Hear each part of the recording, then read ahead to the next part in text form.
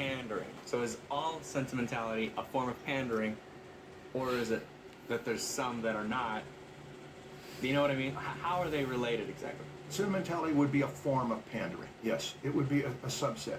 You know, it is something Spielberg has been accused of many times. The too many violins problem, the overdoing it.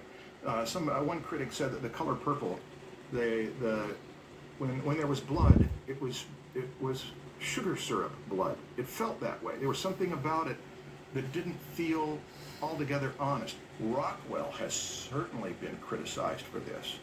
I am completely forgiving of Rockwell for any sentimentality for two reasons.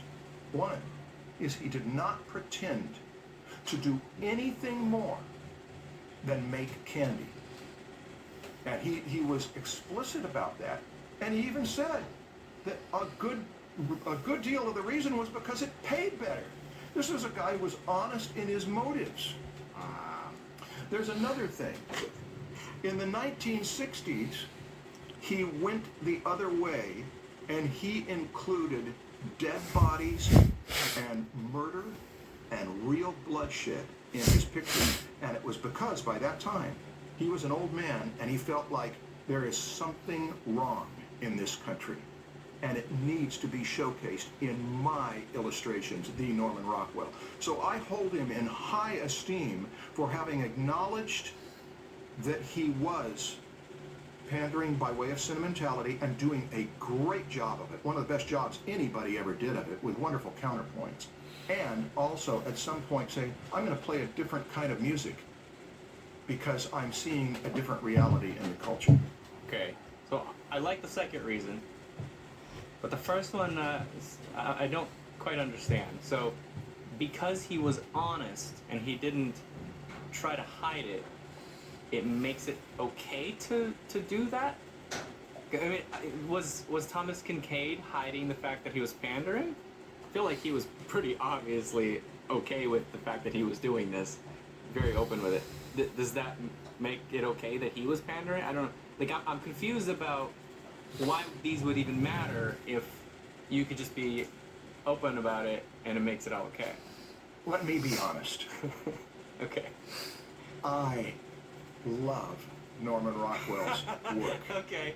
And I don't love Thomas Kincaid's work. Okay, so it's okay for Norman Rockwell because you like him. Because, yeah, that's the only reason, really. Okay. I am not going to go at it with the art critics. The art critics will have all sorts, they'll have long tomes about why Thomas Kincaid isn't art. And they may be right. And I know that they don't include Norman Rockwell in the pantheon of artists. And they may be right. So I don't know. I'm not weighing in on that one. I'm just weighing in on that Norman Rockwell has certainly been criticized for sentimentality. I'm not criticizing him for that. And I think what we should probably do now is move to the virtues that are the counterpoints of these. Yeah. Well, one more thing though. Go ahead.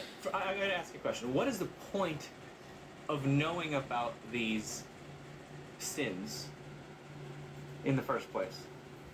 We may have friends who don't mind that we interrupt them all the time because we have another reason that we hang out with them. But somebody that's watching it can say, that's not a good way to have a conversation. Or when somebody has an opinion, we immediately give the other side of the opinion. That it might be better to handle the conversation in another way. I think that it can enrich us in our experiences if we are willing to put some negative labels on activities that don't bring out our best, and then point to some activities that will bring out our best. And I don't want this to be too heavy-handed. I just think these are worth talking about. I think that they can make our art richer. I do think that what happened with Norman Rockwell was an admirable thing. Do you feel like Thomas Kincaid didn't do his best because he pandered? I don't know. I don't know either. I'm just curious. I'll admit that he might have done his best by doing exactly that. This is a guy who's a candy maker, Yeah. and he dumps the saccharin in it, and that saccharin is so satisfying to people who want that flavor when they take that in. It's certainly satisfying to somebody. So I don't want to weigh in on that. Right. And if that's what he wanted to do, if he was more of a business guy than a painter, a traditional painter, like that's not really pandering. You're giving people what they want. That's what business is. You give your customers what they want. So he's doing exactly what he should be doing if business was his art and paint was just his product. Yeah. But I guess, did I just basically answer the question? You did. The point of... Shit! Thomas Kincaid was, of all the people I know, the greatest artist of marketing of the late 20th and early 21st century. Nobody I know made more money than him. Okay. Sentimentality is one end of the spectrum. We've got another one coming up, Frigidity, that's going to be the opposite end of that spectrum. Well, hold on. Before we move on to that, I'm still stuck on the pandering thing. Okay. We focused on the sentimentality part of pandering quite a bit. And then we had sentimentality after that. Can we talk about other ways of pandering other than just adding a lot of sugar so that we get a bigger picture of it? Sure. I think Robert Beverly Hale mentioned that some research showed that the paintings that would sell the most would be white horses running. A friend of mine told me that he knew of some research that showed the things that sell the least will be angular abstracts. If you've got round abstracts, people are going to more likely want to put them in their living room, but if you've got angular ones, they don't want them in their living room. Gosh, you could cut your skin on that stuff. Now that's research, and that friend who told me about that research was someone who did paintings. He made a pretty good living doing paintings for hotel rooms where they do original watercolors, and you'd have to crank these things out by the scores, and they'd pay you a certain amount of money, but that way they could have these watercolors in these hotel rooms. So selling out, doing the thing that sells, again, I'm not as hard on it because I made my living as a panderer to ad agencies. I sold out. 90% of my money came from serving what advertising agencies needed and adjusting my work toward what they needed. Then I have a question that might lead to now the good stuff, so let's see if it does. Okay. A lot of people, I'd say most working artists work in commercial art. They work for a studio, someone that tells them exactly what to do. They get paid for their job, for creating the art. Yeah. And I mean, in a way, that's selling out. You work for a Disney studio that tells you exactly what style to draw in because you have one guy determining the style of this film. You're just doing what they want. You're not really an artist at that point. You're a craftsman just doing stuff that someone's telling you to do. So, is it okay? Father Marshall? Are these good things that you're about to list, do they apply now to all these other artists that work for a studio that makes it okay for them to sell out? The lines of judgment get very blurry here. Yeah. There are people who are working for a production designer, an art director, a film director, who they are on board with the project and enthusiastic about it. And yeah. And then there are others who say, it's a job. It's a job. And I don't think it's wrong. John Cleese went on David Letterman back in the 80s, I think it was, and David Letterman pointed out that you're doing commercials. And he said, I'm a whore. And he said, but I've heard that they're good commercials. He said, I'm a good whore. The ones I've heard are very, very nicely done. Very I'm a good whore, Yeah. And I remember thinking about that and thinking there's nothing morally wrong that I can figure with a person saying, I am going to sell this because it makes me money and I'll save the money and I can have a really good long-term relationship, and just recognize those other ones I'm doing that as a business. It makes sense to me that he's doing the thing that pays his bills so that he can do what he wants to on the side. I don't see it. I don't make a judgment on it. Yeah, Karl Kopinski called himself a whore too in my did he? interview. Okay. Yeah, in my interview, he was telling a story about how when he goes to conventions, a lot of people come up to him with cards that he paint. You know, like was he work for Magic? I think it's Magic together. I might be wrong. God damn it. But it's, you know, the cards with the painting on it and it's the character with the powers. People are throwing stuff at the screen right now. And people would come up and they'd say, can you modify this? Can you, like, customize it? Can you paint over it?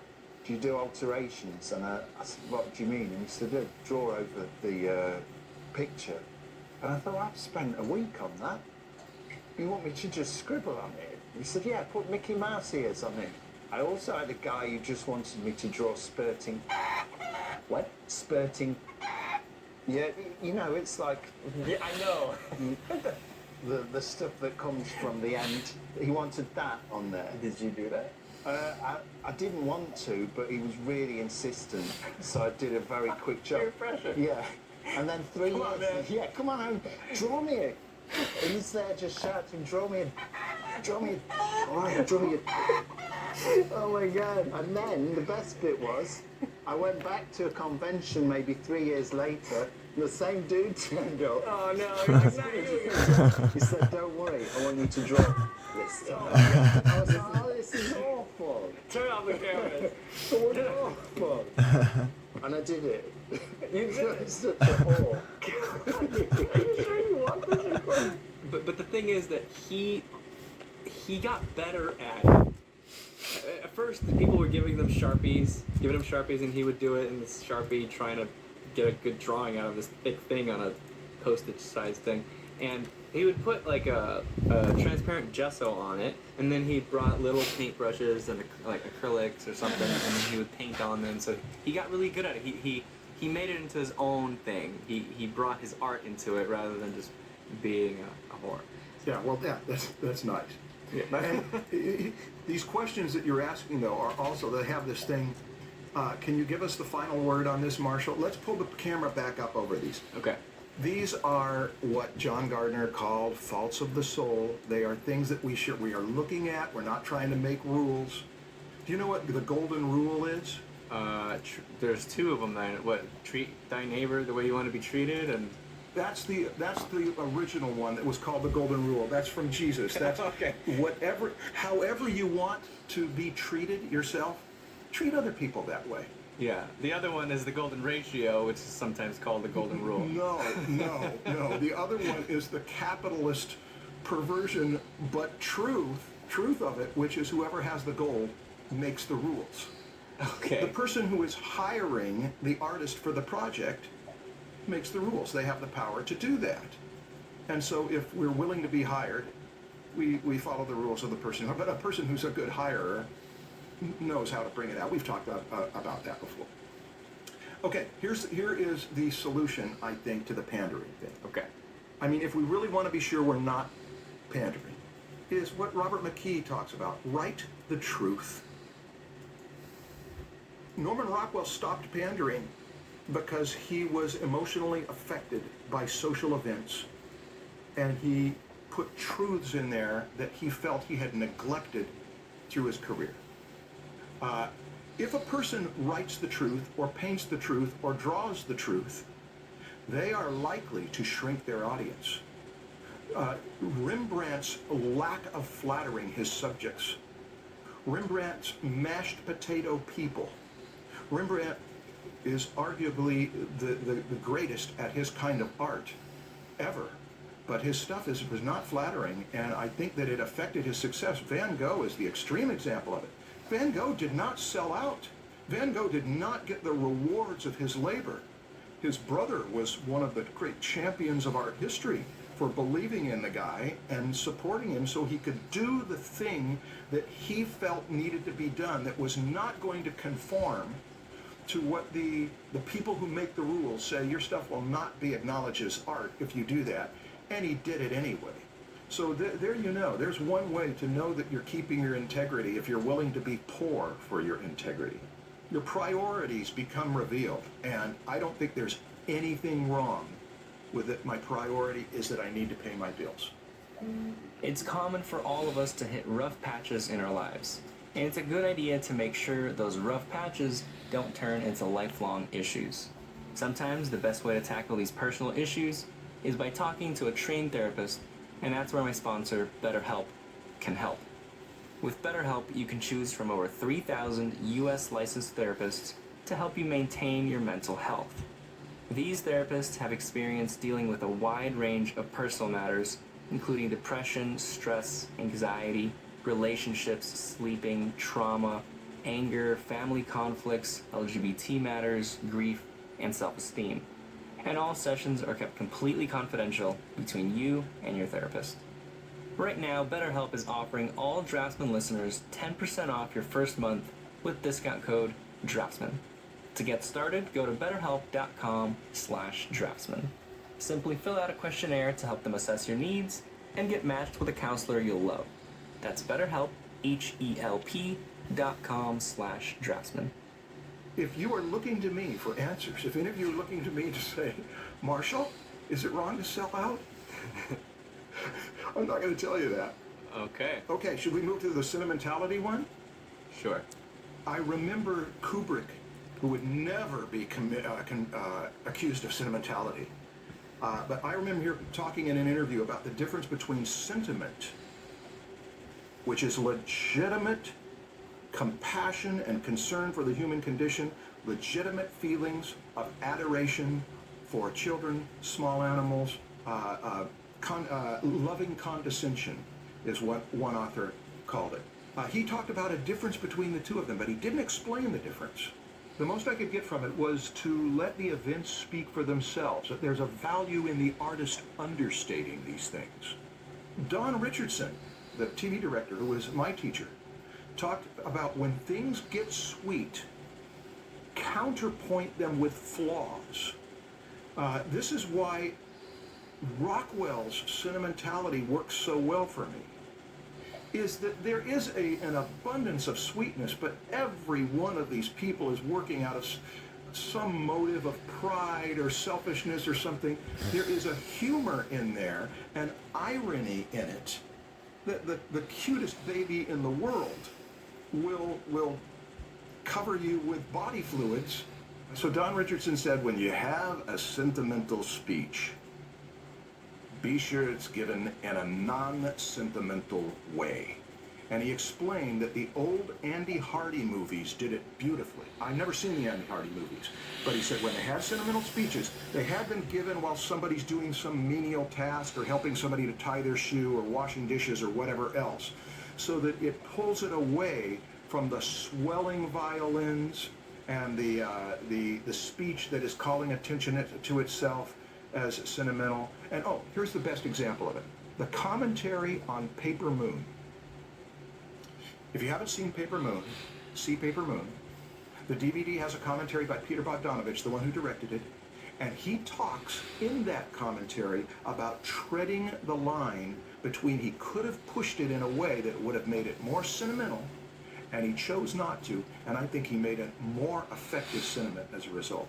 Lasse Hallström is another really accomplished director at knowing how to understate sentiment so that you do the feeling rather than the filmmaker doing all of the feeling for you. And if you sit back and say, wow, that's some impressive crying that character is doing, that's probably because they're trying too hard to pull on those heartstrings.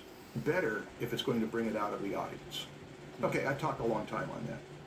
What's the next thing? It's mannerism. It's what Mike Polinsky asked. Mannerism is fakeness. Mannerism is insincerity. I think John Gardner called them tics of conceit. Pretense, when people say art is pretentious, putting on airs. I've seen John Singer Sargent do those brush strokes. Watch me do those brush strokes. I'm as good as John Singer Sargent. Camera waving, flashy technique, showing off. Anything that calls attention to how well I'm doing the job is mannerism, pretense. Go ahead. I can tell you're confused, and I'm tired of hearing my own voice. I don't know. I guess I really appreciate that sometimes. It was in War of Art where we say, hey, he said every once in a while it's great to do that 360 backflip or tornado slam dunk and show your boys that Tomahawk, you're tomahawk, whatever. Show the boys you're still, doing here to do business or whatever. You still got, yeah. Yes, she still got it. I don't know. I appreciate it. The little bit of flashiness makes it fun sometimes. Are you saying that too much of that? Let's change it from faults or even sins to pitfalls.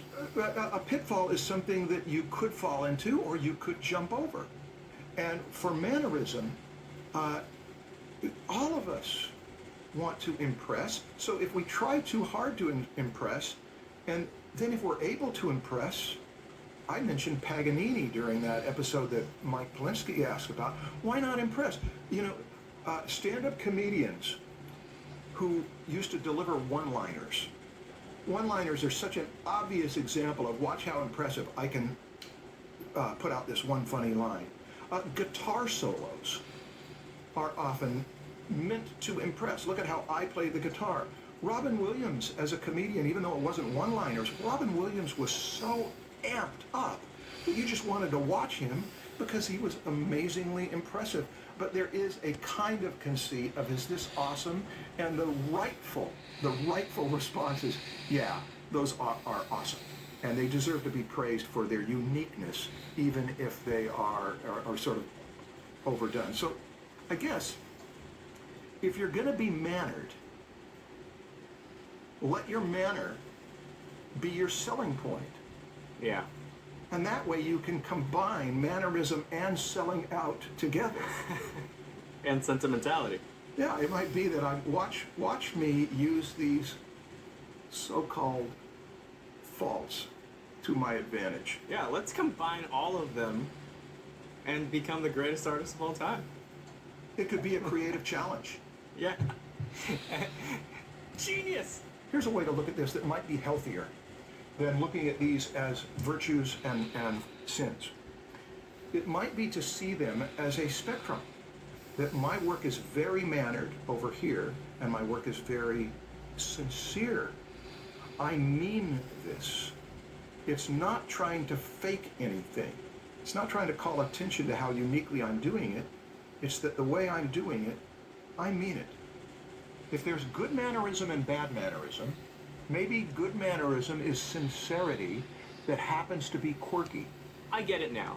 I think I was too focused on it being good and bad and not about it. This is a potential thing that could lead you in the wrong direction, so just watch out. So, yeah. Let's move on to the next two things, and I'll keep that in mind. The next one is a hard one.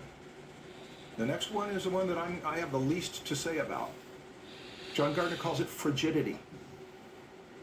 It is, there may be a better term, but I would call it violence for thrill's sake. It is something some filmmakers are famous for. Oh, I'm going to go see that film because it's going to have some really awesome, horrific violence in it. It is the appeal that cruelty has to us, and watching bodies get torn apart and that kind of thing. Cruelty to animals as spectacle used to be a part of this country's culture. And you find it in some illustrators' work. Some illustrators that I've even mentioned how much I admire them. And when I see, oh gosh, you include that in there, that will always be a part of some people's pandering, some people's, I can get a market if I do this. And I do think there is something wrong with it. And I think the solution is to sit down and really look at it with somebody, some people that you care about, and ask for the effect of this. I've recommended, with the caveat that it's rated R for brutal violence, I recommended the movie Fresh. And if you watched that movie and you liked it, don't miss Boaz Yakin's commentary on that film and how he handled violence in that film. He was deliberately, self-consciously, calculatedly choosing a way to handle violence differently than most filmmakers do, so that it would have a different effect. And it did. Before I ever listened to that commentary, I remember feeling a completely different set of feelings about human tragedy than I did in most films. It felt more real to me than anything I'd felt up to that point. We should also talk about how this applies to humor. On the other extreme, if you haven't seen the movie The Death of Stalin, it's rated R for language and violence. I thought it was horribly funny and a discussion prompter for the limits of humor. We're talking about considering the effect that something will have on someone. I mean, isn't there always two opposing effects? You know, it's doing something can affect one group positively and then the opposite group negatively. And you have to choose sides. I watched a documentary this last year called The Last Laugh. It opened the lid on what do you do with the humor of the Holocaust.